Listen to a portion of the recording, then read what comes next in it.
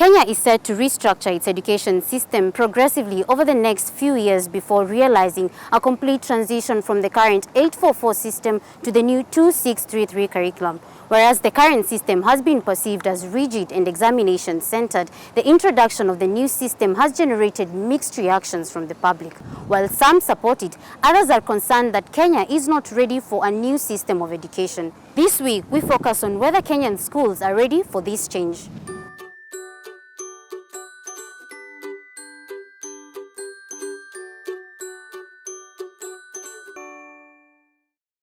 The vision of the basic education curriculum reforms is to enable every Kenyan to become an engaged, empowered and ethical citizen. To accomplish this, the framework acknowledges that excellent teaching, school environments and resources should be provided.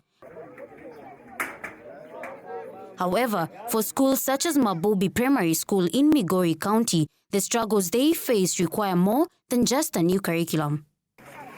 This is standard 1 and 2. We have insufficient room, so we mix them, we put them together. So as I teach class 2s, the class 1s are just there listening and observing what is going on. When I'll finish with the standard 2, the class 1s will now pick up. As I teach them, the class 2s will be writing. True to his word, as soon as he finished marking the class 2 pupils' books, Mr. Alex was equipped and ready for the next class.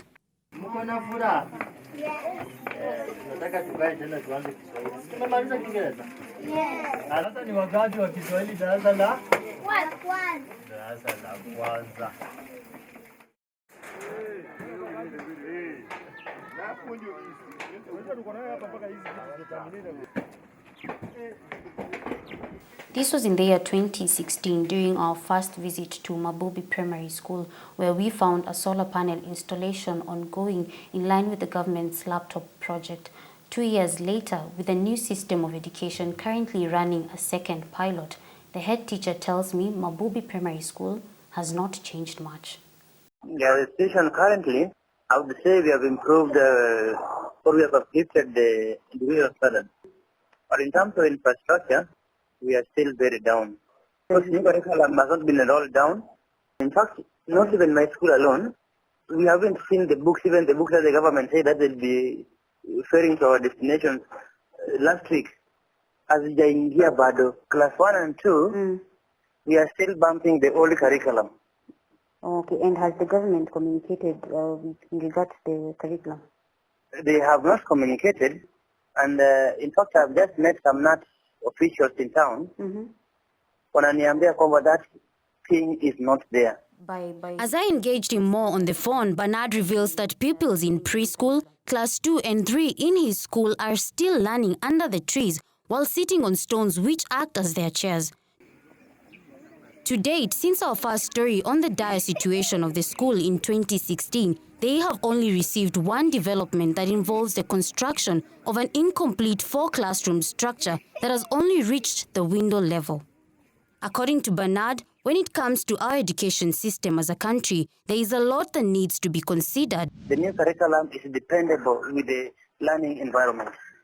And if learning environment is not conducive, what do we expect? Even the number of teachers per school are still, they don't match.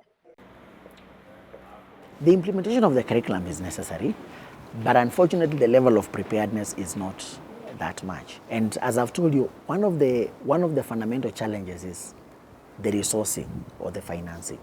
This new curriculum is going to be very expensive. And I want to give you an example of what would make this curriculum just expensive. We are reducing the number of years in primary school from 8 to 6. Most schools have infrastructure that will accommodate children up to class 8. Then we are increasing the number of years in, actually we are now introducing a new tier called junior secondary, which we've argued that they should not be part of the primary schools. So you're basically saying that you are going to put up new schools. That calls for you to put in resources. It means you have to train a tier of teachers who will teach at that level. They are not there as we speak now. That is still money. You have to publish books. It is resources. You have to train the teachers in the system. It is resources. Do we have this money? If we still have children who are sitting under the trees? whether we reform or we don't reform, we are going to spend a lot of money.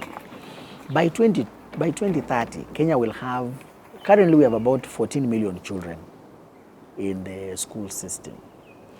By 2030, the population of Kenya, when it hits 61 million people, we will have 24 million children in the school system.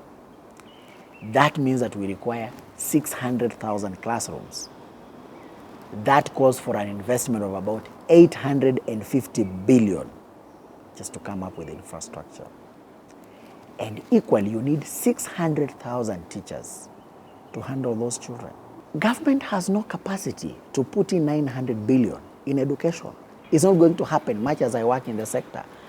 It's ridiculous to imagine that that will happen. So what therefore are we supposed to do is to think of how do we become more realistic with the resources that we have, that they are very well optimized. We are designing a curriculum for Kenyan children.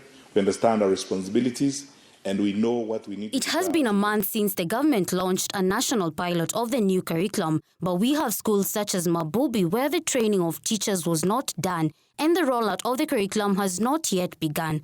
While the school faces a series of problems, in Chantilly schools on the other end, the new system of education is already on course.